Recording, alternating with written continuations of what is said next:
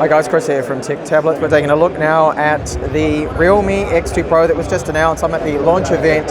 So you've probably seen all the specs. We've got a 90 Hz screen. This is a full HD plus screen and it's very, very smooth as you'd expect.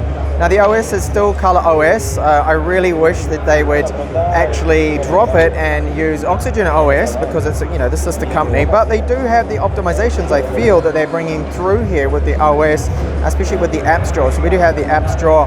Now you look at the bezels here, they aren't the slimmest that you'll see around, but it is covered with Gorilla Glass 2. We've got 2.5D glass on here, front-facing 16 megapixel camera. The frame is metal, so no plastic with their flagship model, which is great because the other models I review, even though they kind of give the impression that it is metal, it's not. But we've got Gorilla Glass 5 on the rear, and there's our quad cameras. So we've got the main sensor is a 64 megapixel one. This is the Samsung GW1. We've got an ultra wide on there and a 5x optical, which is 13 megapixels.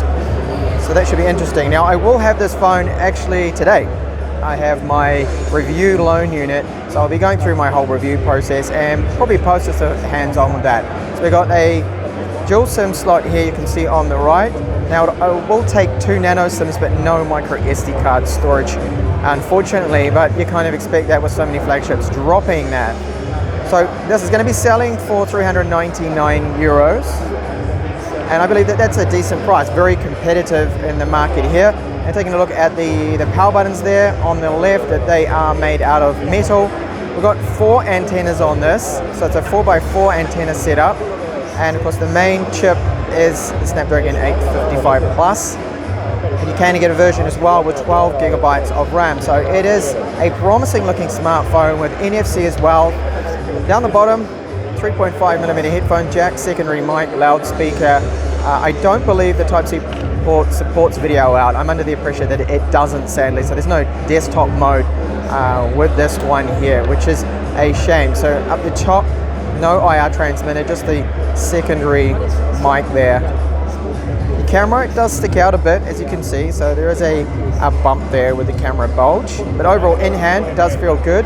The weight, I would say, is probably like other smartphones, flagships. You're looking at probably about 199 grams or 190 grams, perhaps even slightly over. Now it does have a thermal transfer heat pipe in here for cooling, and of course that super quick charging, which is 50 watts, and it will charge the phone in about 35 minutes, the 4000 milliamp hour battery, which is really, really impressive. So check back in the channel, starting hopefully from tomorrow. I'll post possibly a first hands-on, because as I said, that I will have this phone as soon as I get back from Madrid. I'm just at the launch event here with all the media, as you can see. So I get the train, get back, and I will start working to review this phone that I know a lot of you want to know my impressions about it. But as mentioned, it does look really promising, and hope to see you then. Thank you for watching.